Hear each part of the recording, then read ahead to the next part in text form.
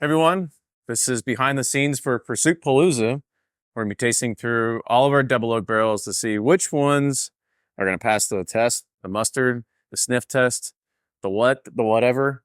We're gonna whatever. we're gonna taste through them. Yeah. So if you're one of our awesome Patreon members and been a supporter of us, we love hosting you all down here in Louisville, Kentucky to come hang out with us for the weekend. It's a awesome weekend, exhausting weekend, but it's so much fun. I look forward to this weekend every year. And this year we're doing something cool because we're going to have our private selection of double oak barrels that you get to pick for yourself. And we're going to kind of screen these to make sure we have the best ones for our Patreon members. Yeah. Do you have a speech lined up like you usually do every year, or do you wing it as usual, get choked up? I usually get like six bourbon deeps. And then you're like, the feelings start coming out. The feelings and thoughts just start flowing, and I just start articulating how I feel and passionate about our fans. Yeah.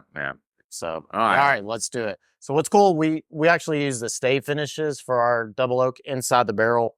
As you see, I'll open one up. And a lot of people are like, well, why do that versus, the traditional putting in a new, toasted or charred barrel and whatnot. And we experimented with that, but a lot of experiments. And we found that the cool thing about staves is you can get specific toast, specific profiles, different flavor profiles that you just can't get out of getting one barrel. This was a micro blend that was blended back in April. And then the chain was put in. We call it the Sweet Shop. It's a American oak that's toasted and charred. I'm trying to get Kenny drunk. I was about to say, I was like, you're the one been on vacation. I haven't yet. I want to send you home to Lauren, nice and primed. Oh, yeah. We don't want that today. So this one has, the reason I liked it when we did experiments, typically you get a lot of butterscotch, caramel, vanilla, but you also get some toffee notes, a lot of rich, gooey flavor expressions. So this one's only been in here for about 2 months. So we typically like for them to be in about 2 to 3 months. So we're just seeing if this one might be ready or not. This one still drinks a little hot to me, but it's also my first drink of the day. It's too bitter. Yeah. It's right now. This one is got some promising notes, that butterscotch, toasted caramel, some like toasted, like chocolatey kind of flavors, but still it just hasn't rounded out yet. So we're going to let this one keep sitting. The thing with these chains and staves and whatnot, you do have to taste them about every 3 or 4 weeks because they have more surface area that they're coming in contact with the whiskey. It changes a lot faster than in just doing a rebarreling. So this was blended back in May, and this is an American oak medium toasted stave, and we call it creme brulee because when it reaches full maturation, it has that nice like burnt sugar, vanilla pudding, those really sweet, viscous flavors. I'm glad you said creme brulee. So, because isn't some of them called charred barrel? Yeah. So for creme brulee, I put CB. Charred barrel, I put CHB. Okay. Barrel. See, I'm glad I'm learning. Yep. Delicate. So it's delicate, creamy. It's got that burnt sugar note. A little bit more toffee than I'm used to with these, but I'm really liking the way this one tastes. Does it have that fluffiness of a creme brulee going on in there too? Creme brulee is not fluffy. It's like pudding. Yeah, it's airy. It's fluffy, right? That's like, you're talking about whipped cream. I like that one. I like that one. I'd say put it to the short list of things. I'll do the next one.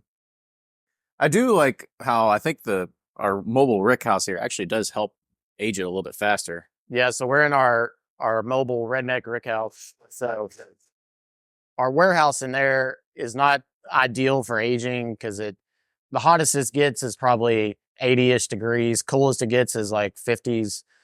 So we got this mobile rick house off. It's not a mobile rick house, but it's an old UPS trailer Kenny found on Facebook Marketplace. But that way we can roll these barrels in here and let them be exposed to the elements. So right now it's probably the outside temperature is about 85. I would say it's close to it's 90s in here. Upper 90s in here. So this next one's called Rick House. So this is probably very similar to a standard. It's actually, we partnered with Independent Stave on this. This is just a standard Char 3, American Oak Char 3 stave.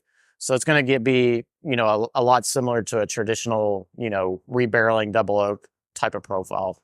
And that's what's cool too about our double oak, you know, especially for private selections, is that, you know, we could use the same exact barrel, but then there's not really much differences with these stave finishes. We can really have something unique in every, as Kenny talked about, all those variables and levers we can pull to give you the best flavor. This one's good. I like it's got a little more spice, more bite than the CB, the creme brulee for sure, which gives you a little bit more variable there. But on the other side, also has the fruity character on the back end. Mm-hmm.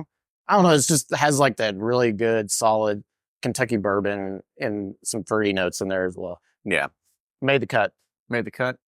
This last one is a new one for us that we're kind of experimenting with. It's called Rhone. We worked with Independent Stave on this. It's a French oak stave that's in there that's typically used like same toast char profile for, well, they don't really char them. It's only toasted. And that like a French winemaker, so like the Rhone region, it's really recommended for winemakers to use this type of wood, this type of toast.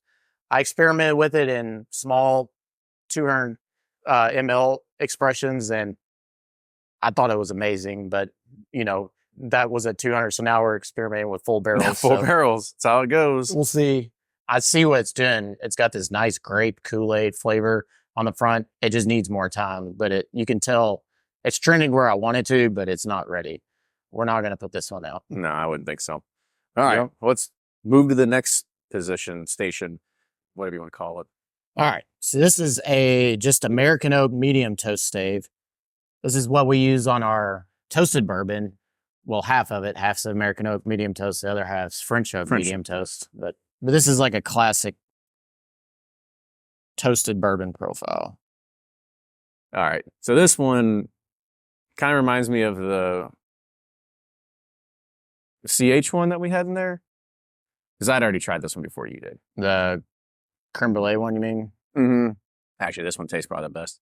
It's really good. Yeah. Like I said, that probably tastes the best. We'll see what people say. Yeah. Yeah. I really like that one. There we go. Remember, I tried this one. I think I did. It must have, because it's got a CHB. So this is charred barrel. Yeah. So now that I'm understanding it. So the Rickhouse is a char 3. This is like a char 4. Not like, it is a char 4. Yeah. It's all right. That one's like vanilla pudding.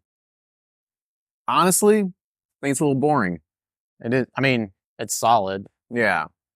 It's a little too expected. Yeah. A little too expected. A little boring.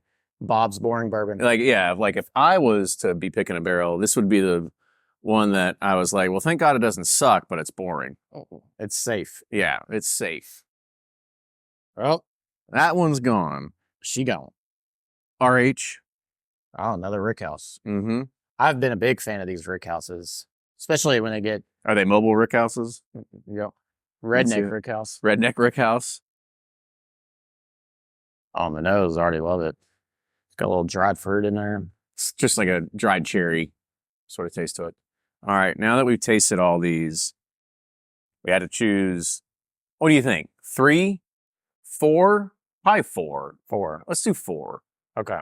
So we know these two made the cut. And we have 2 more there that made the cut, or was it 3? We had the creme brulee one. And the other Rickhouse one.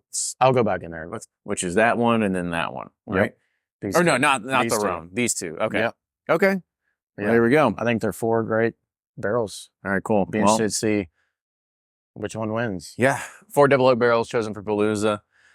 Other ones will sit here and wait just a little bit longer. All right. See you next time. Or next see week. you Friday at Palooza. We can't wait to see you there. Cheers, everyone. Toodles.